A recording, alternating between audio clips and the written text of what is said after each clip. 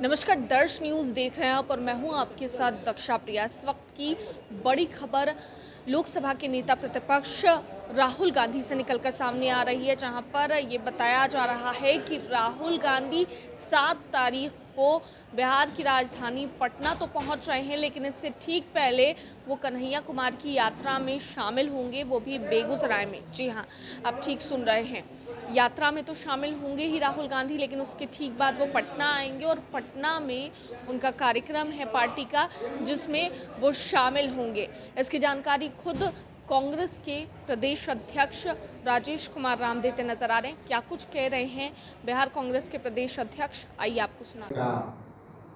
और आपसे संवाद करने का मुख्य दो पॉइंट है कि आदरणीय हमारे न्याय योद्धा और देश के लीडर विपक्ष के नेता आदरणीय राहुल गांधी जी का 7 तारीख को एक श्री कृष्ण मेमोरियल हॉल में सामाजिक न्याय सम्मेलन में पार्टिसिपेशन के लिए अपना सहमति दिया है, जिसमें अनिल जैन जी का और तमाम इनको जो रूपरेखा तैयार किए हैं, फीडबैक दिए हैं, उसको हम लोग मूर्त रूप दे करके भारतीय राष्ट्रीय कांग्रेस पार्टी और बिहार प्रदेश कांग्रेस कमेटी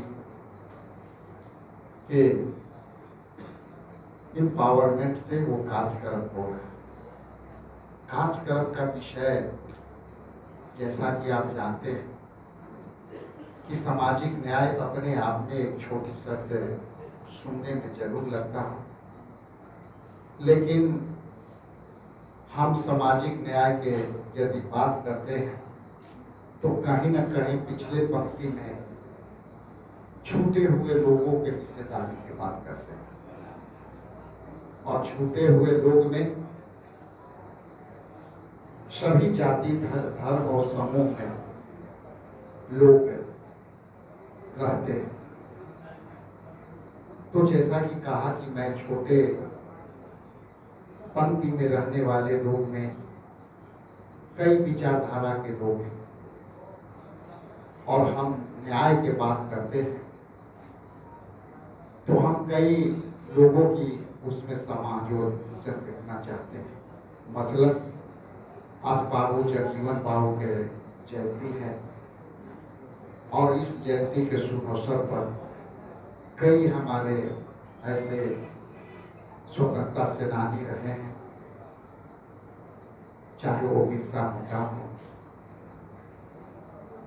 हम इस मंच से भी हिंदू पर बिहार के मिट्टी से ही न्याय दिलाने वाले कर्पूरी ठाकुर जी भी थे। तो हम सामाजिक न्याय की बात करते हैं तो हम सभी के करते हैं, किसी को छोड़ने के विश्वास नहीं करते। जिस तरह से सामाजिक न्याय में राहुल गांधी जी ने एक लकीर खींची है पूरे देश में, और वो लकीर है कि भारतीय राष्ट्रीय कांग्रेस पार्टी सबसे पुरानी पार्टी है, और उस पार्टी ने सबों के लिए काम, लेकिन नेता हमारे अब स्पष्ट कह दिए हैं कि हम पहले सत्ता में इनको भागीदारी करेंगे, लेकिन अब सामाजिक न्याय की बात होती है तो हम चाहते हैं कि हम इनके सत्ता हाथ में सौंपे और उनकी ये अधिकार हो कि वो एकरूपता से अपनी ताकत से निर्णय ले सके। इसलिए मैं आगे माइक में सौंपने के पहले मैं बड़ा विनम्र भाव से आदर सम्मान अनिल जैन साहब को, आप सब प्रबुद्ध प्रेस के मेरे बंधु और बहनों, आपकी नजरों में 18 जनवरी को पटना में एक सामाजिक संविधान सुरक्षा सम्मेलन हुआ था, उसकी सबकी आपको जानकारी तो पुरानी रहती है। ये जो संविधान को लेकर के हम लोग पूरे देश में करीब करीब 10 सम्मेलन कर चुके हैं। लखनऊ में, पंचकुला में, आपके रांची में, कोल्हापुर में, नागपुर में, इलाहाबाद में, पटना में इससे पहले हो चुका है। वो आजकल हम इसलिए कर रहे हैं कि जो संविधान है हमारा वो आज खतरे में है। और ये वो संविधान है जिसने इस देश के 90% दलित, पिछड़े, अति पिछड़े, आदिवासी, हमारे जो अकलियत के भाई और तमाम हमारे जो गरीब, चाहे वो किसी भी वर्ग से आते हो, उनको ऊपर उठने का, उनको बराबर आने का, उनको मुख्य धारा में आने का मौका मिला है। लेकिन जिस तरह की ताकतें आज इस देश में सत्ता में काबिज हैं, वो ताकतें इस संविधान को खत्म कर देना चाहती हैं। और उनका जो तरीका है वो ऐसा नहीं है कि एक ही झटके में पूरे संविधान को खत्म कर दें।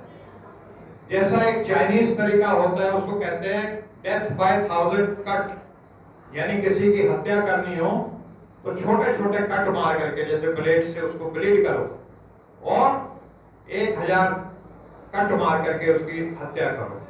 तो संविधान के बारे में भी जो आजकल चल रहा है वो छोटे छोटे तरीकों से हो रहा है। आपने देखा बिहार में जाति जनगणना हुई और जाति जनगणना के बाद जो आरक्षण जो जाति जनगणना के अनुसार दिया गया उसको कोर्ट में जाकर के फंसा दिया गया। और उस समस्या का हल हो सकता है अगर केंद्र की सरकार उसको संविधान की 9वीं सूची में डाल दे, लेकिन वो नहीं डालते।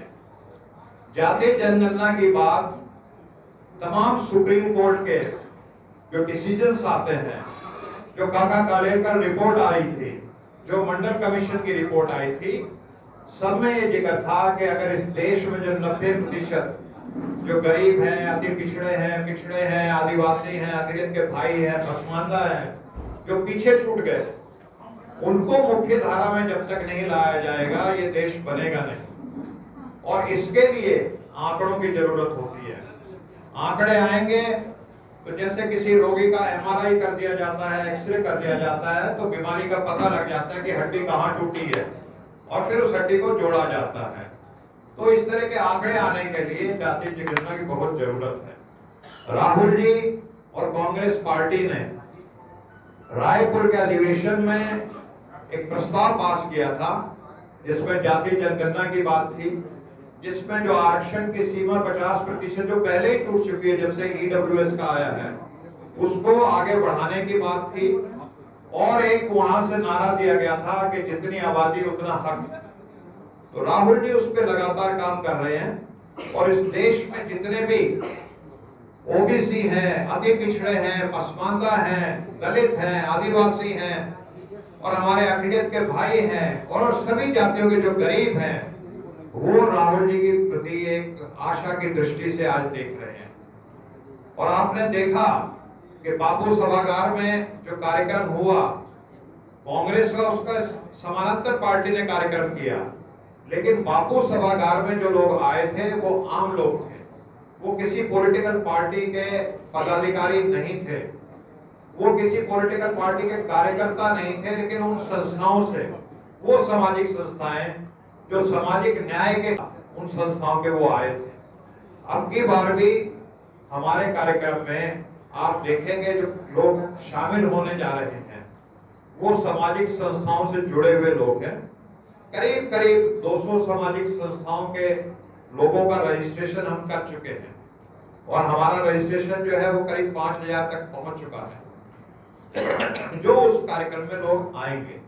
और वो स्वतः स्फूर्त, हम किसी को बस नहीं प्रोवाइड कर रहे, कोई आने जाने का साधन नहीं प्रोवाइड कर रहे, कोई उनको हमारे जैसे लोग तो कोई टिकट का या पद का भी नहीं उनको कह सकते, लेकिन वो लोग आ रहे हैं। उसके पीछे एक ही कारण है कि पूरे देश में जो हमने 10 कार्यक्रम किए हैं राहुल जी के प्रति, इस देश के जो पिछड़े हैं, अति पिछड़े हैं, जो आदिवासी हैं, दलित भाई हैं, वो राहुल जी में एक उम्मीद का सूरज देख रहे हैं।